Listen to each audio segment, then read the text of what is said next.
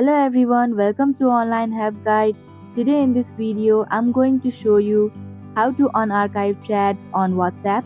So without any further ado, let's get started.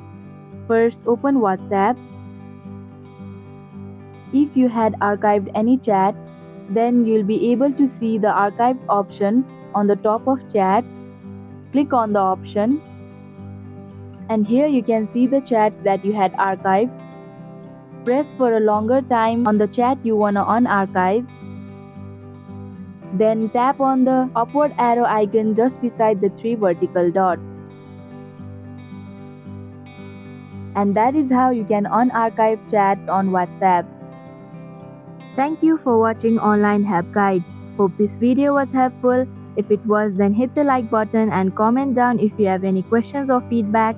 Also, if you are new to our channel, subscribe and hit the bell icon so that you don't miss our upcoming videos.